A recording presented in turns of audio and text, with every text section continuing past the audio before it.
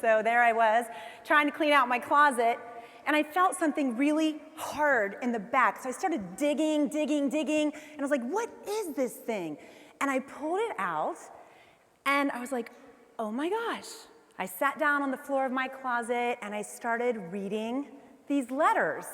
This is the actual box that I found right there. And as I read, I was reading things like this. David, with a big heart around it. Hi, sweetheart, how are you? I wanted to know how much I love you. I feel like something wonderful is getting ready to happen in your life. You're amazing. Keep plugging away at your dream. Don't ever give up. Oh, I love this one. Hello, gorgeous. How's my darling, sexy, charming, romantic, thoughtful, passionate, loving man doing? He's back there, so you know. Oh, did I say too much? Can you blame me? How many of you ever wrote love letters like this? Maybe you're 14, your first love. 15, think you're gonna die if you don't see him within an hour. Oh, I love this one. I had to tie myself down last night to keep from calling you. It drives me nuts, but I have to keep my phone bill down, so I didn't call. And I love this premonition. He was going skiing and I wasn't. And I said, you know, I hope I can go, but if not, I've got many years left to travel and see the world, but I wish it would hurry up. If I had only known how fast that would come. So I sat on my floor, and all of a sudden I started to get, like, uncomfortable. Because I'm reading letter after letter after letter. You see how big that box was? There was probably 60 letters in there. And as I read them, I started to feel like, if you want to know the truth, I was reading the letters of my husband's mistress. I was like, who is that girl? Like, oh my gosh, she was like crazy in love. She's romantic. She's sexy. She's fun. She's vivacious and passionate. No wonder he fell in love with her. Who is she? So then I just kept reading. And those letters started like, this one was 1997. This one, December 5th, 1994. And as I read them, I noticed something happening. And I shut the closet door at that point. And I started going through the years. It went from 94 to 97 to 99 to 2001 to 2004 or 5. But something happened to the letters. The letters started to change in their content. They started to get more serious, less flirty, not as much fun. And what had happened in that time is I had a business that was taking off. He was pursuing a real difficult field in aviation. We got married, bought a house, had a kid, had another kid. No one tells you when you're doing all that, by the way, that you're gonna have like 15 loads of laundry a week, that you're gonna be trying to clean a room every chance you get. You have to figure out what this family's gonna eat 3 times a day. And on top of that, you have to buy it, put it away, cook it, clean it up, and put it away again, and then just the whole cycle starts again, like 2 hours later. So as I was reading the letters, you could tell something was happening. My girl was being buried by the woman, and she was starting to kind of go like this, see you later, bye. By the time I was done reading those letters, I was so embarrassed, truly. I was like, who are you? And honestly, I felt sorry for my husband because I was not the girl he married anymore. I had changed. I'd grown up. I went from a girl to a woman. No more spontaneity. Everything had to be planned. Schedules were important. After all, my sister-in-law, 4 kids, told me that, right? And I wasn't having as much fun. So what I did is I tucked that box of love letters back in my closet, and I never told anybody. I just pushed them away. And then I went down to my office, and I got out some of my old dream journals. Anybody in here like to dream journal?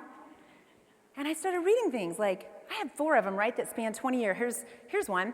To have a successful, new, profitable business I love by January 1998. To travel the world and see a new country or place every year. My girl wrote this stuff. I wanted to go to Italy, London, England, Hawaii, Alaska, Paris, Venice, Spain, Germany, France, London, Caribbean. I wanted to go everywhere. I want to build my dream home and fill it with love and happiness. I want spiritual, physical, and mental well-being. My girl wrote this stuff. So I put the box away, and I just started to think about my life. And quite honestly, when I discovered all this, I thought it was pretty cool. I mean, I'm a nice mom, I'm fun, we have dance parties, we have laser light shows in our house on Friday night. I still had a great business, I was speaking, I have all the material items I could want, but there was one thing that was missing that I really recognized throughout this journey. I had lost my passion. You know that passion that is so contagious that when you're around someone, it's like a lightning bolt, you can feel it? I lost that girl who had those big dreams, and I had dreams, but they were moderate because I was complacent, I was happy, how dare I ask for more? I already had so much, right? We only need so much. So I realized, you know what? I want that girl back. I missed her. That girl, I wanted to see her again. So I started this journey, and I started writing, and I started, call it journaling, and I started adding fun to my day. I started playing more. And instead of watching my kids play dodgeball, I would pick up the ball and throw it at their head and laugh really hard when it hit them. Because I thought, hey, I'm having fun. And you know what? For the first time in probably a decade, when I would take Noah or Paris to the park, and I usually watch them swing, I started getting on the swings with them. I started jumping on the trampoline again with them. I actually started having fun again.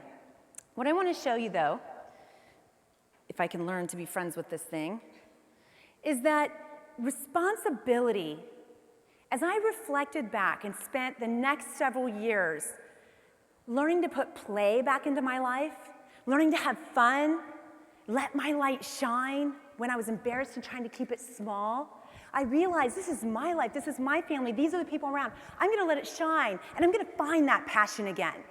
And I'm not going to let the responsibility that I'm buried in control my life anymore. So I just want you to think about your own life. You guys are here. This is seriously amazing because there's a lot of women that probably want to be here who couldn't be here because they don't have support, right? From maybe a partner or spouse. They might not have the money to do it. They may not have any kind of system where someone can watch their kids while they're here. They want to be here just like you. So what we have to remember as you're building your business is that there's a lot of crap on your plate. And you probably love all that. You asked for it, right? As my mom said, you asked for it, you got it. And I really believe now, be careful what you ask for because you will get it. Make sure you really want it. But think about all of the responsibility. Some of you are very young. I always say, shh, don't tell them. They don't know that they may too lose their girl. Because until you try to balance it all and have it all and realize that nobody even knows what it is, you're going to go crazy. What is it anyways? Does anybody know? There is no it, and no one tells you that. So I'm here to tell you there is no it all, and you can get mad at me, but the great thing is you can have your all. And what's so cool about that is you can clearly define it, you can build it around the things that matter most, and when you get there, you can go, yep, got my all. You can actually name it, see it, touch it, feel it, experience it, and love it. What we don't want to be is these walking zombies who are alive but dead inside, exhausted. They don't look at their partner, their spouse in the eye anymore when they talk. They don't really, you're connecting as much as you can with your children, but you're so busy multitasking, you're cooking here, cleaning up there. You're not even eating because by the time you want to eat, everybody else is done, so you're slamming everything in the dishwasher, right? Then you look over and you got to throw the clothes in the laundry. Then you got to get kids ready for this or that, carpool. There's a lot on our plates.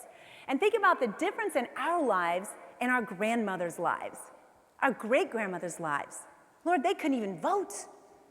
Today, women are the breadwinners of their family. They're working 2 full-time jobs in most cases, their career at home and their career outside the home.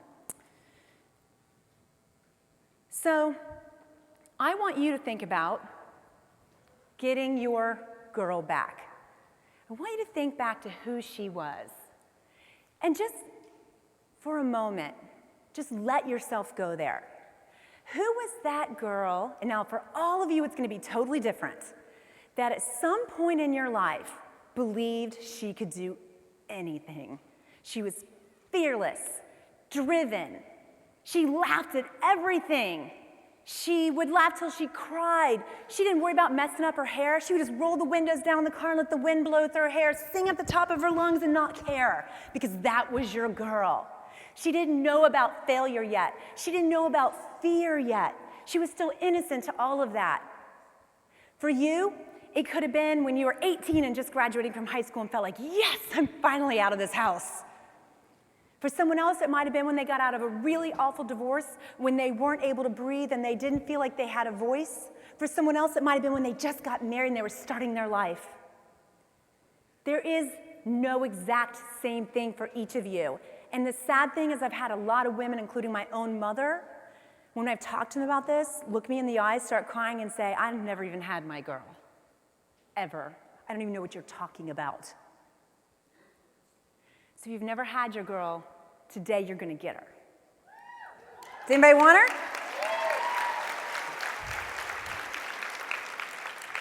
So this was my girl. Looks a little different, right? But I mean, look, her determination. Not afraid to look that camera right in the eye. Today, if you take my picture even today with my girl, I'm still going to be a little bit embarrassed, because we don't want to be vain. This girl didn't care because she didn't have to answer to anybody. It was her life. That was my girl. I was about 23 years old. I didn't care about money. I didn't care about big houses. I didn't care about cars. I didn't care about anything.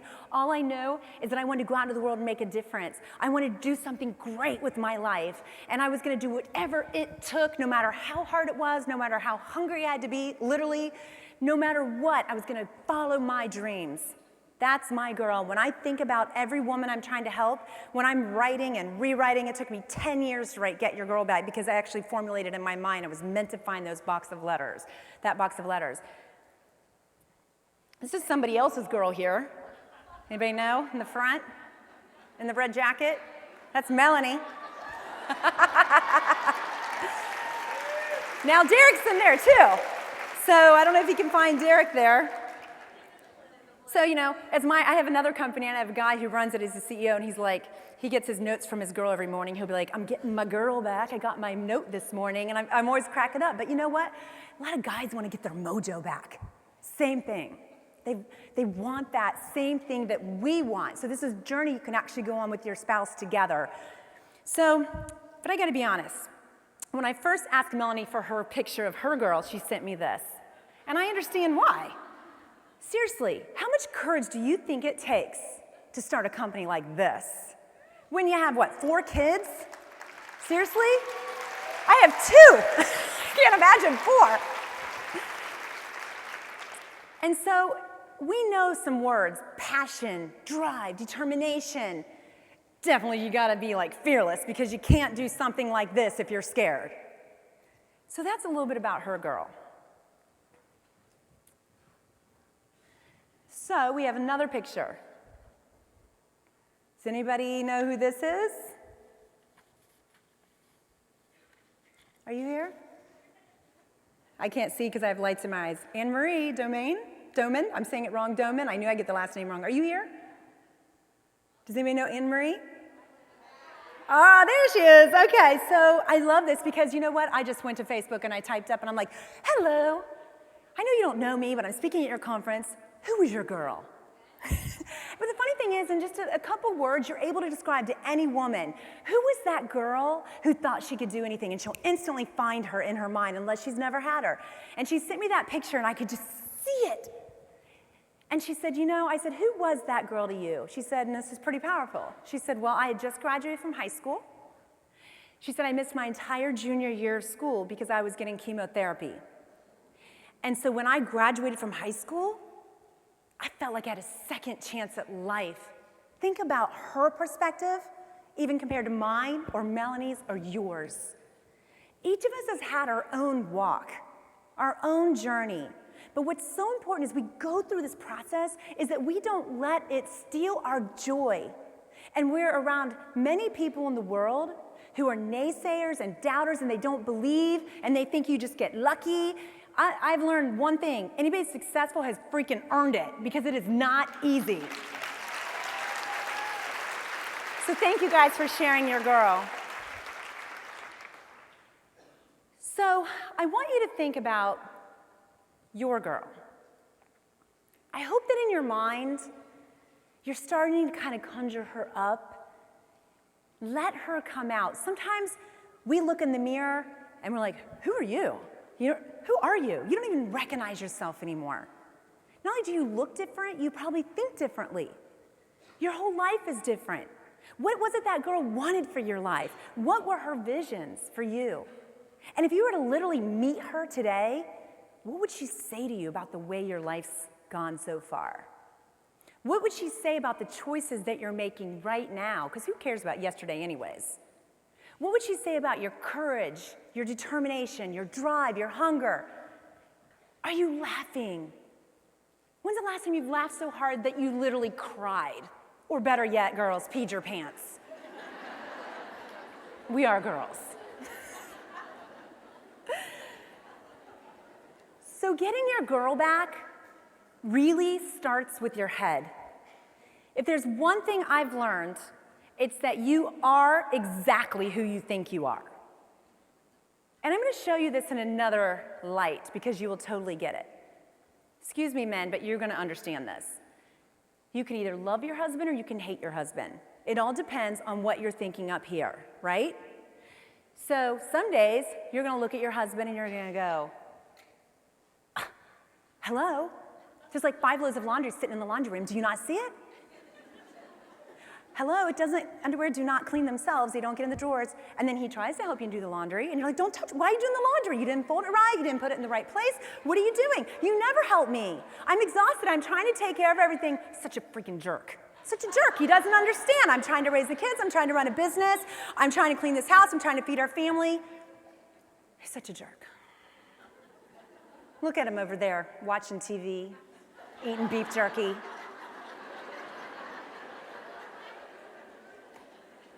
Must be nice.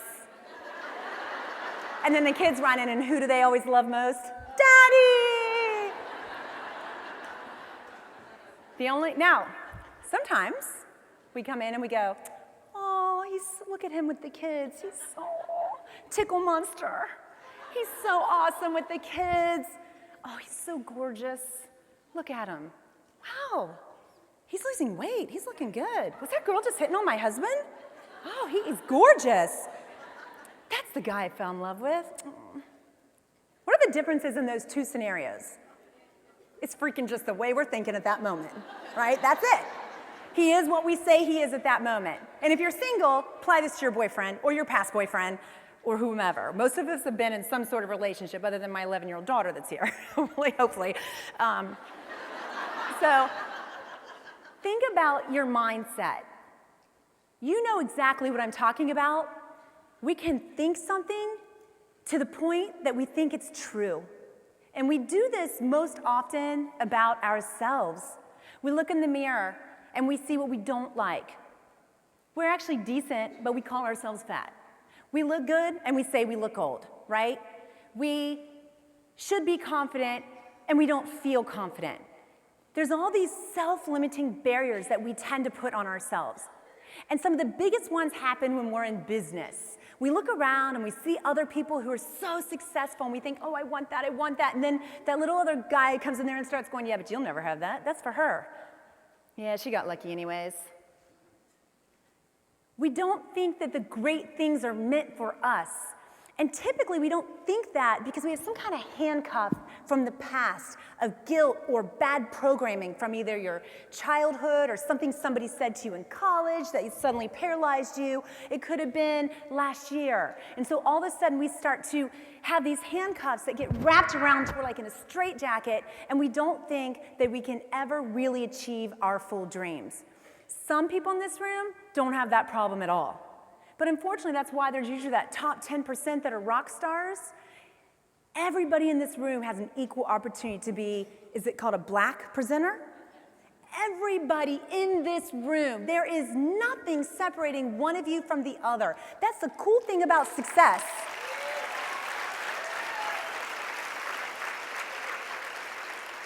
You have to believe this, though. And I tell you that because I'm kind of the girl, and I don't go into my past, but I'm the girl that shouldn't be up here, let's just put it that way. I was the one that was expected to go nowhere, never leave her town, probably be pregnant by 16, I'm sure that's what people thought, right? Because I didn't always have a place to live, didn't have good family support, sometimes didn't have electricity, but you know what my mom gave me? Was the gift of the mind. Every day she would wake up and say, you can do anything you put your mind to, don't you ever doubt it. At 16, she was putting the power of positive thinking in my hand, and I'd give it back to her. I'm like, I don't want to read this.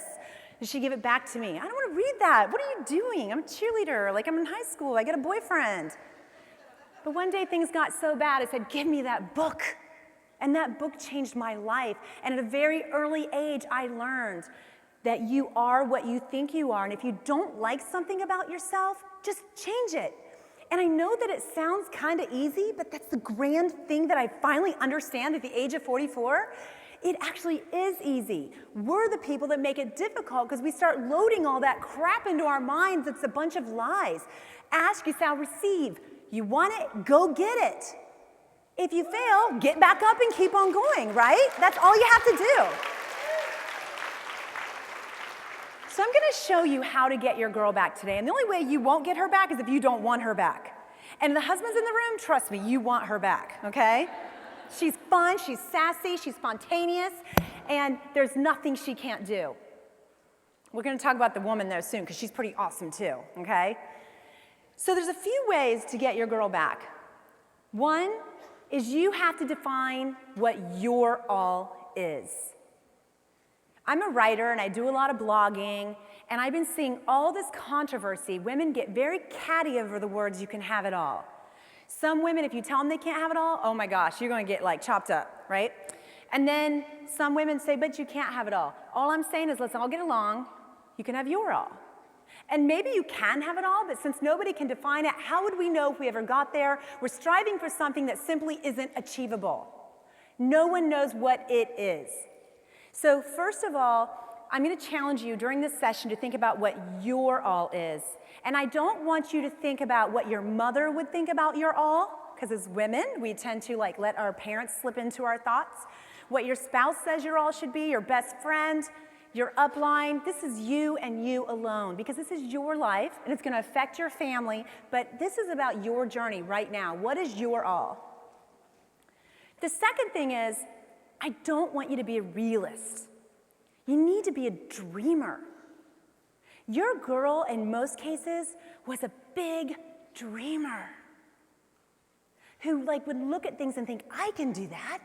And she really believed it. Until one day somebody came along and said something like, you're not good enough for that. And it's hard to believe that other human beings would actually say that to other people, but I hear about it all the time. It's the words that steal our joy. It's cruel words that steal our belief and our confidence in ourselves. And I would say in 9 out of 10 cases of women that have lost their girl and men who've lost their mojo, that's exactly what happened. Someone told them they couldn't do it, and they believed the lie. So I want you to be a dreamer, and I don't want you to worry about how you're going to do it. The biggest thing that stops people in their tracks is they start getting obsessed with, well, how? How am I going to be a black presenter? How am I going to be the one on stage next year presenting? How am I going to have a downline of 200 people? Who cares? Don't worry about how. Decide what it is you want. Think huge. Set your mind to it, and life will start to bring you the tools, the resources, the ideas, the people. Life will deliver to you absolutely everything you need to make your life a reality, that dream that you have. What you need to do is fill it with confidence and belief. That's the rocket fuel that's going to get you there faster. The longer you doubt yourself and your work, the longer it's going to take you to get there. I've always faked it till I've made it in every situation of my life, and believe me, that principle actually works, right? So if you have to do that, you fake it and you act like you're a black presenter until you get there. Just start already acting like you are one, and your mind will catch up. And then just decide. So many of us, we go back and forth. Well, I want to be that black presenter or that purple. Oh, my heel's stuck in this. There we go. Sorry.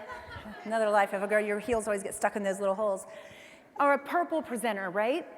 And then we think, well, not really, because how am I going to do that with the kids? And, when am I going to have time? And I don't know. So we start to talk ourselves out of our dreams. We start to rationalize why we don't want to do this, because it's easier to rationalize and talk ourselves down than to really get out there and make it happen. So you need to decide in this room today, what do you really want? Because until you decide what you want, you are never going to get it. That is another law of success. You have to decide and you have to own it, okay? I'm going to show you this in real time. So this is one page from my dream journal. I wrote this probably when I was about 23 years old. I will fulfill my dream of being a motivational speaker. I'll help others to become the best they can be. I'll also continue to read and grow from the master motivators of the world. I wasn't even married to Dave yet. I had no kids. I was young. Actually, at this time, I was waiting tables by night. I was selling life insurance and failing by day.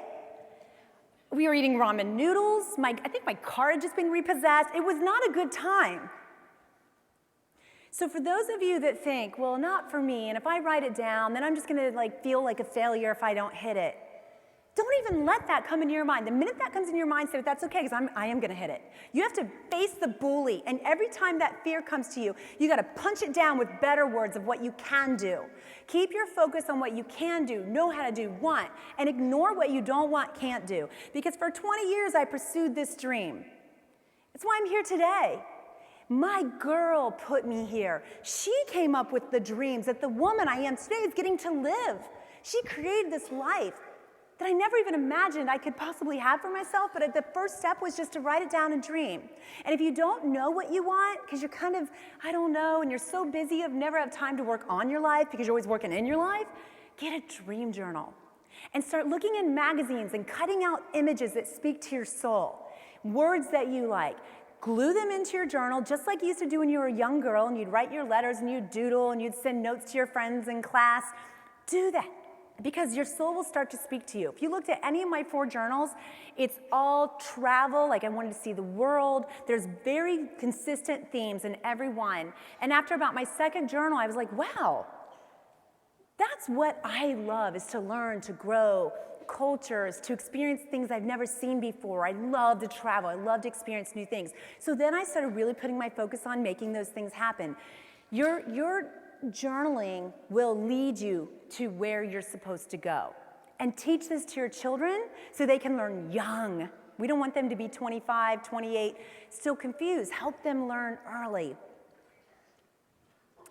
So the first thing I'm going to challenge you to do to get your girl back is to reprioritize your life. Most people I meet have priorities, right? They have their priorities. The problem is they're not living according to their priorities. And when your priorities are in conflict with the way you're living your life, it creates constant stress, anxiety, a sense of sadness, and it's just like something's missing, but you don't even know what it is. And it's because you're not being true to your authentic self. So the first thing I'm going to ask you to do is write down your 3 top priorities.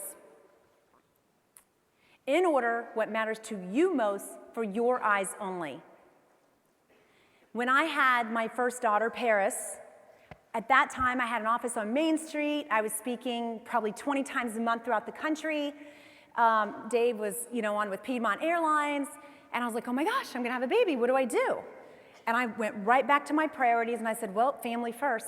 Shut my office down, took a huge risk, helped all my employees find other jobs, and I moved into my home, and I had a desk this big. And I basically said, well, you gotta live according to your priorities. So what I'm gonna do is I'm gonna work 24 hours a week. I'm gonna work Tuesday, Thursday, Friday. On those days, Mom will have my kids. And then on Monday, Wednesday, and then the weekends, I will be full-time mom, here, available, no checking email, no working, none of that. I'm gonna be mom. I was scared. I didn't know if it would work, but what I knew is that was what my priorities were, and I had to honor them. And only when I honored them would I be really happy and successful. What I learned when I did that, it was a rough start. And I realized I had to learn to work smarter, not harder. I had to be efficient. There was no time to mess around. When I was in my office on those Tuesdays, Thursdays, and Fridays, I had to crank it out like there was no tomorrow. There was no time to chit-chat with friends. There was no throwing laundry in the washer. I was working, and I was in the zone. Took a couple years, but then it started to really take off because I became a machine of efficiency. So for those of you that are really struggling and trying to figure out, okay, how do I balance my role at home as mom with this role of Younique, and then also some of you have another job on top of that. So how do you do all of that? Well, it's probably gonna be tough. So prioritize, okay? And then what I'm gonna show you in a minute is how to build goals around those priorities. And so when I went back into my home and I started doing this, I was really afraid because I had a very successful business. But I thought, there's no way. I'm not gonna sacrifice what I really want to do is spend time with my family. So I started trying to find ways to make it work. So first is prioritize. Second is you need to build your goals around your priorities. You don't want to make excuses to anybody. I look my clients in the eye. I have another company. It's a national consulting firm. And I will tell my clients, they'll say, oh, you're always on the road. You're always traveling. Or can you come here and see us instead of your staff? And I'll say, I can't. And they'll say, why not? I'm like, because I only work 3 days a week. And they're like, what? I'm like, no, I'm a full-time mom. This is my side business. And I think people are in shock when you can say what it is that matters most to you, when you really own it. And you know what? At first people will be like, what? And then they think, wow, how do you do that? And they want it in their own life. Now, not everybody can do that, right? That was my priority. That was the way I was building my goals. So what I'm going to ask you to do is if you look at your family, your career, your friends, your health, your charitable causes, all the things you do, they have to somehow go in order. And it's really tough for people. Trust me, it was tough for me too. What do you put first? Because there can't be two first. What do you put second? What do you put third? It is tough to do. And then what I'm going to challenge you to do is once you set them in order, then you put your goals around it. So for me, when I had my family front and center as first, it meant, okay, I can't work 60 hours a week and travel 20 dates a month anymore. So I'm going to work 3 days a week, and I'm going to max out at 2 times a month speaking. Do you think that was a different change? Financially, do you think I was losing money? Absolutely. But you know what I learned? I had to learn to say no, even when they'd offer you more than your fee to come, because it wasn't the priority. My 2 dates were already booked. I can take it later at another date, but this is my priority, and I take 2 gigs a month. Something happens when you start taking a stand for what matters most to you and living life on your own terms and pursuing your all versus it all. It's like the universe begins to align and work on your behalf because you're wise, and it realizes, wow, you really know what you want. Well, let's go get it. For me, spiritual, physical, and mental well-being was always at the top of the list because I realized if I was a nutcase, crazy, running around with my head cut off, I was going to be no good to anybody. And in business, we're often just told to set goals with finances and with our business. But you know what? We need to set very specific goals around our family, around our career, around our health. In my family, one of my goals is to have a wildly passionate, exciting marriage, right? So my action steps, date night, every week, communication, laughter, and fun. Now that sounds really corny, some simple action steps. Yet we've survived 23 years and we're still madly in love. And I know to this day, if we didn't have date night, it would not be the case. These little action steps are what I call the legs that get your goal running. If you don't have the action steps that make the impossible possible, because look, be honest, 50% of all people end up in divorce. The odds are far against Dave and I. But we know, okay, our goal, if we're not going out and having a date, even when I don't want to go, we're going to start losing our connection. Next thing you know, it's going to be 3 months. We don't even know who each other is. And before we know, we're going to start going our own ways. It's the same thing if it's your career. So if you want to be a Black presenter, how exactly are you going to do that? What is your game plan? Is it 3 days, 5 hours a week, solely focused on income-producing activities? Reaching out, connecting with people who can buy your product, presenters that you can bring into your downline?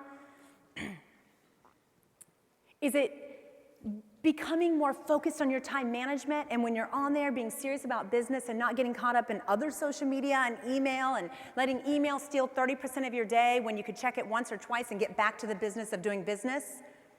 Is it better training your downline and being more available, making sure they understand what they need to know to be successful? Only you know what you need to do in order to define these steps, and I always advocate that you need 3 action steps to support every goal. So for each goal you set, according to your priorities, you want 3 action steps, and there's something magical about the power of 3. It's those 3 things working together that help you to get to where you're trying to go with this goal.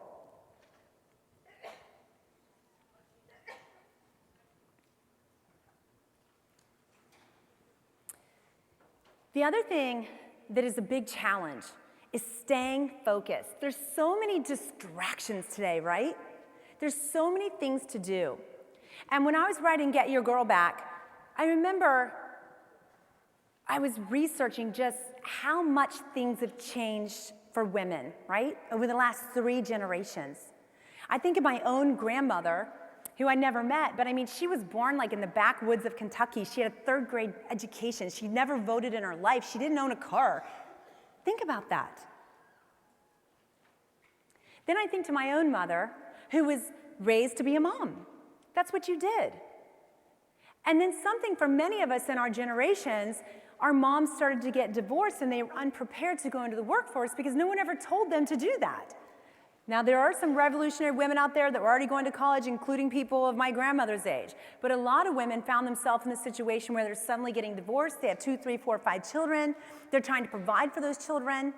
I don't care. How do you actually work 2 to 3 jobs and care for 2 to 3 children? So we had this whole generation of women like me, right, that saw our mothers trying to find out how to support their families who said, oh, I'm going to work. I'm going to take care of myself. And so now we've come to this place where throughout the generations we've gone from not really working at all and being the state and working in the home, being the full-time CEO of the home, to a generation where now we're working in the home full-time, outside the home full-time. We're not giving ourselves any time to decompress, relax, breathe. We're just going until we crash. And then we go. And we can be on edge. And we realize we're not laughing, we're not having as much fun. We're happy, we have wonderful families, right? We have wonderful careers that we like. But do you ever feel like just something's missing? My mission with Get Your Girl Back is to completely revolutionize the way women see their lives. We have to find a better balance because we cannot continue to go at this pace. Women are getting sick, they are dying. The biggest thing that I learned in Get Your Girl Back that floored me and still brings tears to my eyes is how many women are dying. I get emails, they're telling me about what they're facing in their health. How do I get my girl back when I have Parkinson's? How do I get my girl back when I have cancer? And you know what? Sometimes I'm like, oh, I wasn't expecting that. But you know what? That's the reality. We are at ultimate highest levels of stress we've ever been at. We have too much on our plate, and statistically, women, it's proven, are unhappier today than at any other time in our history. Why is that? We have more opportunities than ever in history. Yet we're not happy. So Get Your Girl Back is about getting women to stop and go, okay, this is awesome. I'm going to take a big bite out of life, but I'm going to do it on my terms. And I'm going to realize that there are limits. And I'm going to have to pick my battles. I'm going to have to decide what my all is. And then, daggone it, I'm going to go get every ounce of my all. Then I'm going to actually savor it. I'm going to go, yes, I'm here. I'm going to enjoy it. Not constantly start going to the next all, which is really hard, right? For those of us that are really driven, we're always looking at what's next. We don't even see what's here right now in front of us. But that's part of the thing that steals our joy and steals our girl because we never stop. We have to learn to stop. Sit back, savor. And in no way, shape, or form am I saying not go after everything you want. But one thing that I want you to understand is that you can have every single thing you want. But all the old rules about you're going to have to kill yourself to get it, you're going to have to work 68 or 80 hours a week, you're going to have to sacrifice, it's not true. It's not true. You can work smart, not hard. You can learn what you don't know. You can live your life according to your priorities, and you will be rewarded with your dream on a silver platter. But it's going to take discipline, focus, and more than anything, you have to win the mental battle. You have to decide that you are in charge and that you are going to keep your focus front and center on everything you want, you can do, you know how to do. And every time that little monster creeps up there and says, but, you can't because of this, you just go down and you replace it, but I can. I can.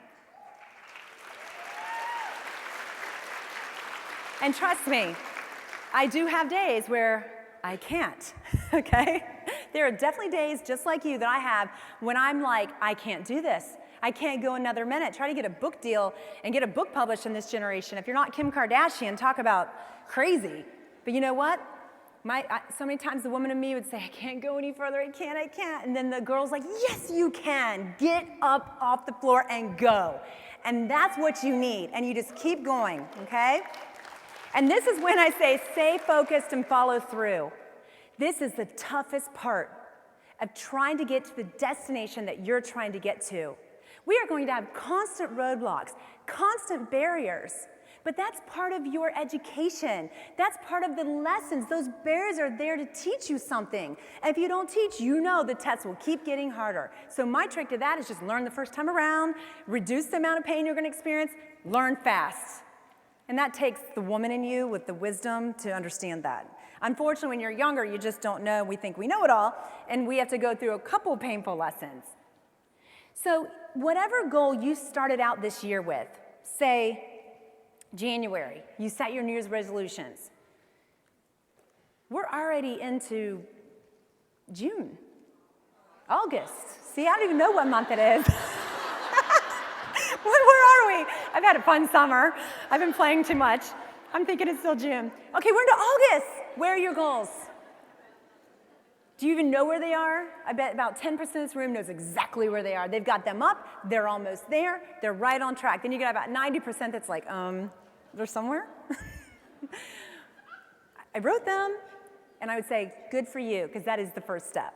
The second is you got to read them, and you have to put life into them.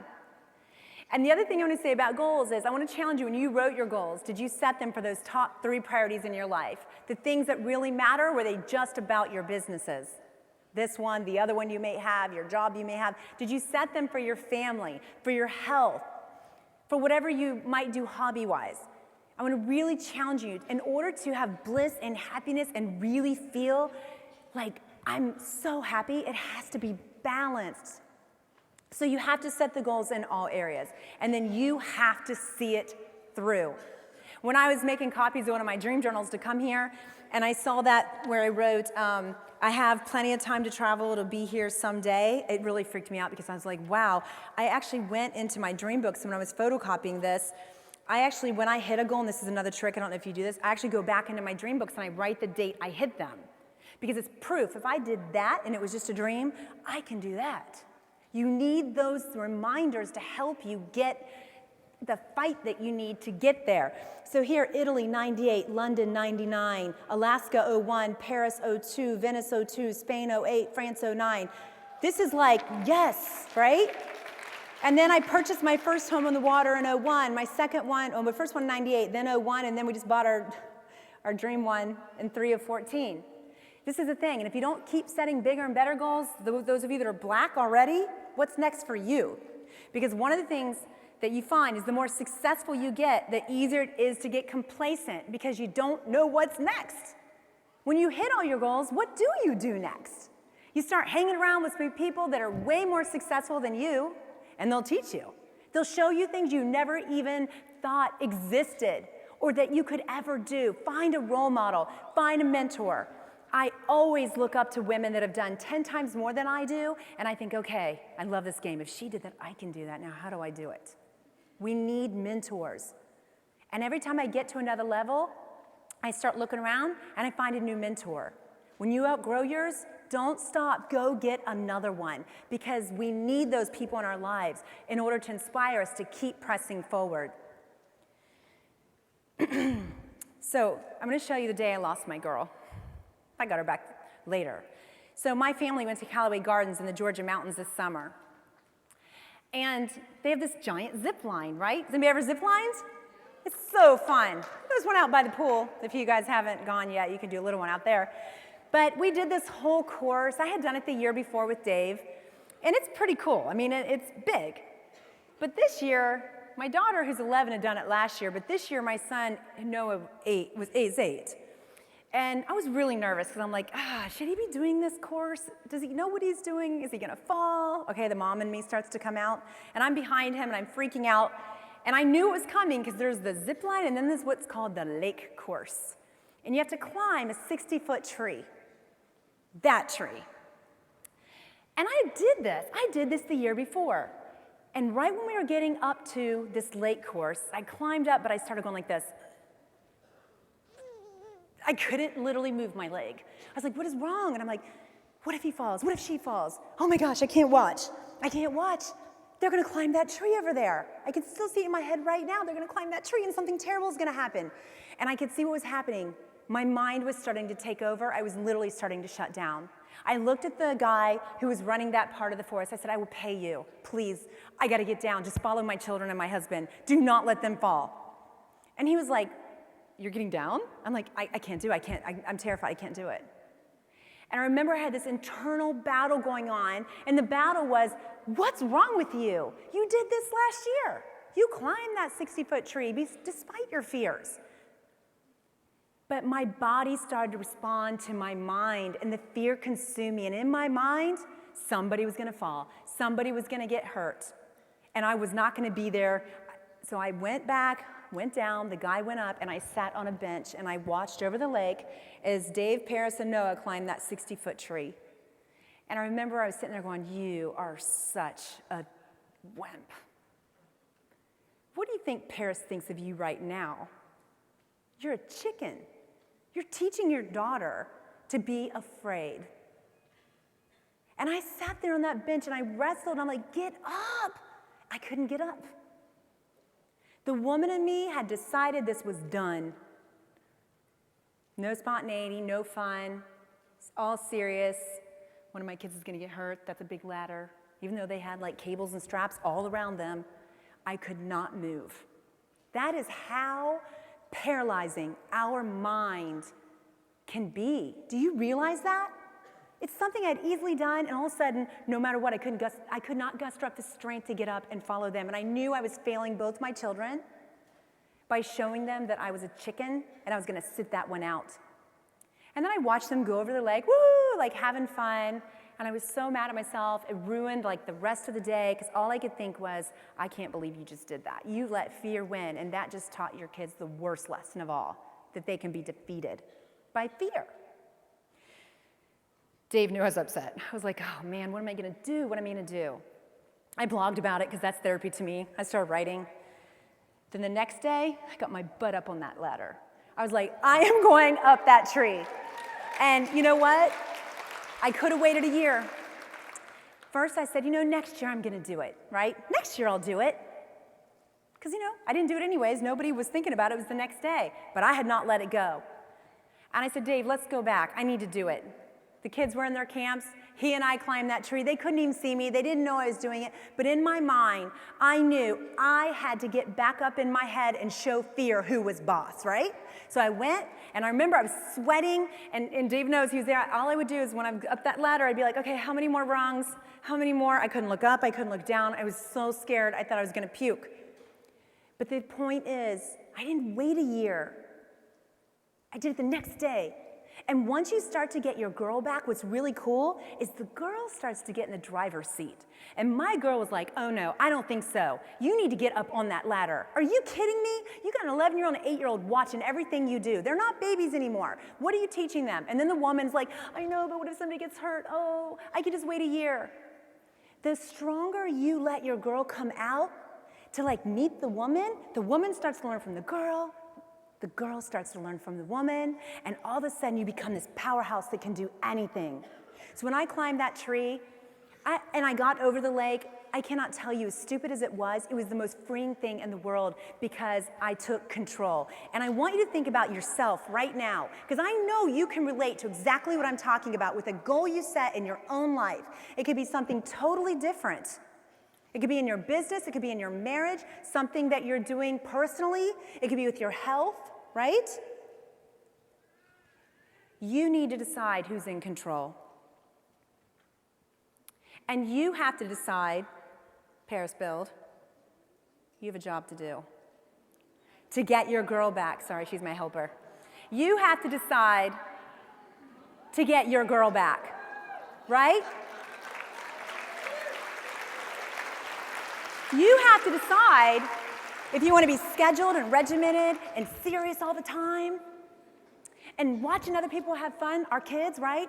I told my kids, you guys get to have all the fun. Why am I always taking you everywhere and sitting on a park bench and watching? I'm taking you to gymnastics, I'm taking you to baseball. I'm like, I'm playing with you from now on because I want to have fun. When you start to think like that, your girl can come forth, and then you start to have this passion, drive, and you realize, oh my gosh, my life can be whatever I make it. So I want to challenge you to think about this one thing today. You are what you think you are, and the mind can be a bully, and you have to tame it, and you have to train it, and once you do, the mind will back off. My mind does not mess with me that much anymore. But let me tell you, when it comes hard, like you're laying on the floor hard. Then you pick yourself back up, and you start over, and you get right back in the driver's seat. You don't need a year to recover. You don't need 6 months to recover. You cover within a day, and you keep about the business of creating the life that you've always dreamed is possible for yourself. Has anybody in here ever dream journaled? Anybody would want to dream journal? Woo! All right, the good news is, thanks to the wonderful company Younique, you're all getting to get your girl back dream journal! Woo! All right. And there's lots of room. You're going to see this big white, like, bulky thing. You better fill it up to it's so tight with your goals and dreams that you can barely turn the page, okay? Is that fair? All right. And then, while you're waiting out there in line to get your complimentary, thanks to your amazing company, dream journal, I want you to go to this tiny little link right there in pink if you want, and I want you, there's going to be 5 questions, and I want you to commit what action step you're going to take literally starting right away to move you towards your dream or goal, and then you're going to define what the goal is, what the action steps are, and then I'm going to help you to get your girl back, to make sure she's driving while the woman's steering. And you're going to get to those goals and dreams this year. There's not going to be any more what if someday. You're going to be like looking back next year going, oh, someday came, okay? And I just want to remind you as I close that all of you, if you could go back to when you're 18, 19, 20 years old, you didn't have a care in the world, you didn't have a responsibility, you probably didn't even like kids because you didn't have them, right? When we don't have them, we don't, you're like, whatever. If you could look in the mirror and standing right beside you is that girl that you have in your mind that you thought of tonight, and then you have the woman staring, whatever age you are right now, I want you to like reach over and think, so what do we still need to do? What did you want to do in our life that we haven't done yet? And then I want that girl to say, and what do you want to do that we haven't done yet? And I want you to take that hunger and drive and that wisdom and experience of your girl and the woman. I want you to put them together. And this year, I want you to do things where everybody's talking about you in this company, saying, what is that girl doing? And I want you to go make it happen. All right, so that is my wish for you. Enjoy your dream journal. Send me your goals, and I'll talk to you later. Thank you.